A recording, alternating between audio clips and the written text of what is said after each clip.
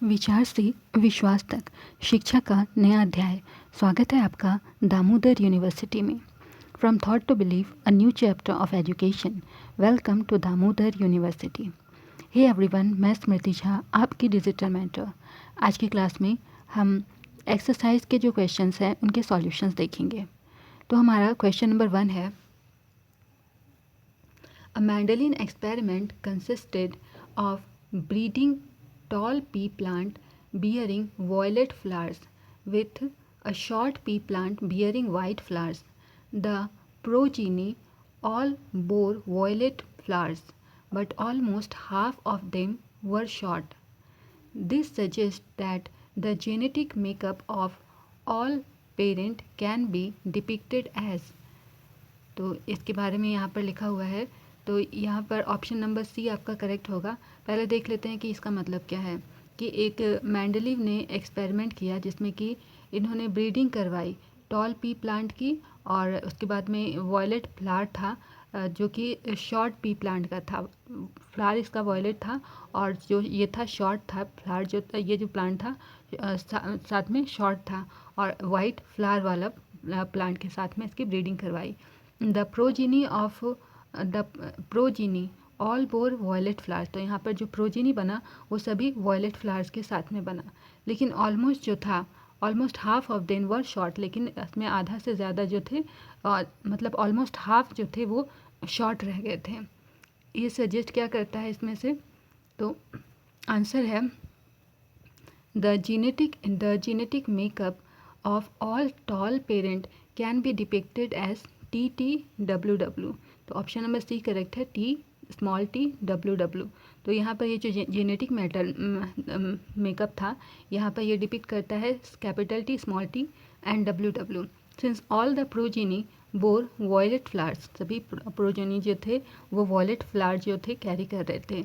It means that the tall plant having violet flowers has WW genotype for violet flower colour. तो यहाँ पर इसका मतलब क्या हो गया कि जो टॉल प्लांट थे जिनके कि वॉयलेट फ्लावर्स थे और उसके WW जीनोटाइप वाले ये वॉयलेट कलर के फ्लावर्स इन्होंने बनाए थे। Since the progeny is both tall and short, और यहाँ जो प्रोजीनी था ये दोनों थे, शॉर्ट और टॉल दोनों थे। The parent plant was not a pure tall plant. इसलिए यहाँ पर जो पेरेंट प्लांट के बारे में बताया गया कि यहाँ पर जो पेरेंट प्लांट था वो प्योर टॉल प्लांट नहीं था। It's genotype must be TT, इसलिए इसका जीनोटाइप क्या हुआ रहा होगा, capital T small t। Therefore the cross involved in the given equation। तो यहाँ पर क्रॉस कैसे हुआ होगा, कम्प्लीटली टॉल नहीं था और कम्प्लीटली शॉर्ट भी नहीं था, तो ये क्या हो रहा होगा, capital T small t capital W small w, और इसको ब्रीड करवाया गया होगा स्मॉल t और स्मॉल w के साथ में। तो हम प्रोजीनी क्या बना, capital T small t capital W small w, और साथ में यहाँ पर small t capital W। Therefore half the progeny is tall. इसका मतलब हो गया कि हाफ प्रोजेनी जो था इसमें टॉल था, but all of them have violet flowers. लेकिन जो टॉल भी था, लेकिन ये जितने भी फ्लावर इसके बने थे वो फ्लावर कैसे थे, वॉयलेट कलर के थे। नेक्स्ट क्वेश्चन है, a study found that children with light coloured eyes are likely to have parent with light coloured eyes. तो ऐसे बच्चे जिनके आँखों का कलर लाइट कलर का होता है, उनके जो पेरेंट्स होते हैं उनके आँखों का कलर भी लाइट होता है।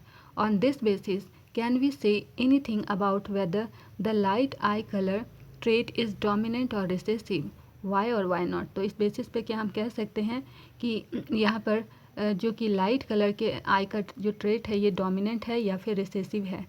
तो क्या, अगर है तो क्यों, और अगर नहीं है तो क्यों नहीं। तो आंसर है, सबसे पहले late us assume that children with light coloured eyes can either have capital LL और कैपिटल LI और II जीनोटाइप। तो यहाँ पर मान ली कि कोई चिल्ड्रन है जिसका कि लाइट कलर का आई है, तो इसमें क्या हो सकता है, या तो इस तरह का जीनोटाइप होगा कैपिटल LL या फिर LI या फिर II जीनोटाइप हो सकता है। अगर चिल्ड्रन के पास LL कैपिटल LL जीनोटाइप है तो इसके जो पेरेंट्स हैं इनके पेरेंट में भी कैपिटल LL जीनोटाइप ही होगा। तो इसको ऐसे दिखाया गया है, कैपिटल एल को क्रॉस कराया गया कैपिटल एल एल के साथ में, तो यहाँ पर क्या बना है, capital L L. In the children with light colored eyes have II genotype, then their parent will also have II genotype. तो अगर चिल्ड्रन जो है उसका लाइट कलर्ड आई है और उसका जीनोटाइप आई है, तो इस केस में जो उसका पेरेंट होगा उसका भी जीनोटाइप क्या होगा, आई होगा. तो ये हो गया आई, इसको क्रॉस कराया गया आई के साथ में, तो क्या बना है आई. इसका जो डॉटर सेल बना, मतलब जीनोटाइप इसका क्या हो गया, चाइल्ड का आई. Therefore, it cannot be concluded whether light eye color is dominant or recessive. तो यहाँ से ये नहीं पता लगाया जा सकता है कि जो लाइट कलर आई है ये डोमिनेंट है या फिर रिसेसिव है. नेक्स्ट क्वेश्चन है, outline a project which aims to find the dominant coat colour in dogs. तो डोमिनेंट कोट कलर डॉग में क्या होता है, इसके लिए प्रोजेक्ट बनाना है. तो dogs have a variety of gene that govern coat colour. तो डॉग में जीन्स की काफ़ी वैरायटी होती है जिसमें कोट कलर होते हैं. देयर आर एटलीस्ट 11 आइडेंटिफाइड जीन सीरीज़. तो यहाँ पर 11 आइडेंटिफाइड जीन सीरीज डॉग्स में प्रेजेंट होते हैं that influence coat colour in dog. तो ये कोट कलर डॉग के कोट कलर को इन्फ्लुएंस करते हैं. ये कौन से सीरीज़ हैं, ABCDEFG और इसके बाद में MPST हो गया. A dog inherits one gene from each of its parent. तो एक डॉग में एक जीन इनहेरिट होता है, हर एक पेरेंट से एक जीन ये लेता है. The dominant gene gets expressed in the phenotype. तो यहाँ पर डोमिनेंट गेट जो है ये फिनोटाइप में एक्सप्रेस होता है. For example in the B series की बात करें तो a dog can be genetically black और ब्राउन. तो बी सीरीज़ में डॉग या तो ब्लैक होगा या फिर ब्राउन होगा. Let us assume that one parent is homozygous black white while the other parent is homozygous brown. तो एक पेरेंट ऐसा है जिसको कि होमोजाइगस ब्लैक कहा है, जिसको कि बीबी से डिनोट किया है, और दूसरा पेरेंट जो है वो होमोजाइगस ब्राउन है जिसको कि स्मॉल बीबी से डिनोट किया गया है. तो in this case all the offspring will be heterozygous. तो यहाँ पर इस केस में जितने भी ऑफस्प्रिंग होंगे इसके ये हेट्रोजाइगस होंगे, जिसको कि कैपिटल बी स्मॉल बी से दिखलाया गया है. तो ये आपका स्मॉल बी हो गया यानी होमोजाइगस ब्राउन हो गया, और ये आपका कैपिटल बी हो गया है यानी होमोजाइगस ब्लैक हो गया. तो इन दोनों को ब्रीड करवाया गया है. तो यहाँ पर क्या होगा, यहाँ पर जो फॉर्मेशन हो गया या तो बी हो गया या फिर बी, जब इसको कंबाइन करवाया गया तो B capital B small B इस तरह से ये पूरा यहाँ पर दिखा, और इस तरह से कंक्लूजन यही निकला कि यहाँ पर हेट्रोजाइगस ऑफ स्प्रिंग होंगे जिसका कि बी आपका जीनोटाइप दिखा हुआ है. Since black B is dominant, यहाँ पर कैपिटल बी जो है ये डोमिनेंट है. So all the offspring will be black. इसीलिए जितने भी ब्लैक ऑफ स्प्रिंग होंगे वो ब्लैक कलर के होंगे. However they will have both capital B यानी स्मॉल बी एलरीज. तो यहाँ पर एलीस है, तो यहाँ पर जितने भी बोथ बी कैपिटल बी और स्मॉल बी दोनों एलील्स हैं. In such heterozygous pups are crossed, they will produce 25% homozygous black, 50% heterozygous black and 25% homozygous brown offspring. तो अगर इस तरह का जो हेट्रोजाइगस पप्स है इसको क्रॉस कराया जाए तो ये 25% होमोजाइगस ब्लैक प्रोड्यूस करेंगे, 50% हेट्रोजाइगस ब्लैक प्रोड्यूस करेंगे और 25% होमोजाइगस ब्राउन ऑफस्प्रिंग प्रोड्यूस करेंगे. इसको ये टेबल के फॉर्म में इसको इस तरह से बताया गया है. अब नेक्स्ट क्वेश्चन देखते हैं.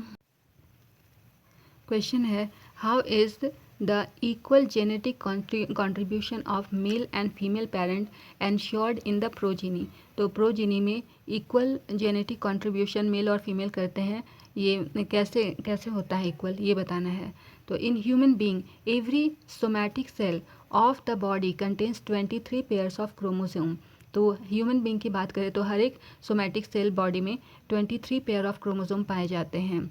Out of these 23 pairs the first 22 pairs are known as autosomes. तो ये 23 पेयर्स में से 22 पेयर जो है इसको ऑटोजोम्स कहते हैं. And the remaining one pair is known as sex chromosome represented as X and Y. तो जो एक क्रोमोसोम बच गया था इसको सेक्स क्रोमोसोम कहते हैं, जिसको एक्स या वाई से रिप्रेजेंट करते हैं।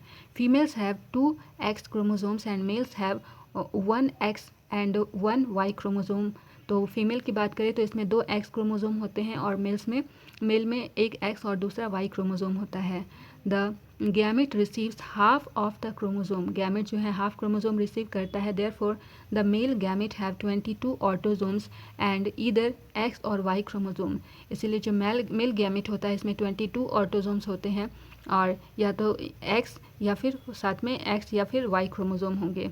The female gamete on the other hand has 22 autosomes and x chromosome. तो फीमेल गैमेट की बात करें तो इसमें 22 ऑटोसोम होंगे और एक्स क्रोमोसोम होगा। During reproduction, the male and female gametes fuse and thus the progeny receives 22 autosomes and 1 X or Y chromosome from male parent and 22 autosomes and 1 X chromosomes from the female parent। तो यहाँ पर reproduction के दौरान क्या होगा, जो mail और female gamete होता है जब ये फ्यूज़ होता है तो जो प्रोजीनी रिसीव होता है इसमें 22 ऑटोसोम्स प्रेजेंट होते हैं और साथ में एक एक्स या वाई क्रोमोसोम मेल साइड से जो होता है वो प्रेजेंट होता है। और यहाँ पर मेल साइड से 22 ऑटोसोम और एक एक्स क्रोमोसोम, मतलब फीमेल साइड की बात करें तो फीमेल से क्या प्रेजेंट होता है 22 ऑटोसोम और साथ में एक एक्स क्रोमोसोम फीमेल साइड से प्रेजेंट होता है। तो ये आपका डायग्राम के फॉर्म में है, जैसे कि फादर है, फादर में 22 पेयर्स हैं ऑटोसोम्स के। तो ये हो गया 22 पेयर्स ऑफ ऑटोसोम है और उसके बाद में या तो एक्स क्रोमोसोम इससे जाएगा या फिर वाई क्रोमोसोम जाएगा। मदर की बात करें तो इसमें 22 पेयर्स ऑफ ऑटोसोम और साथ में इनके पास में एक्सेस क्रोमोसोम है।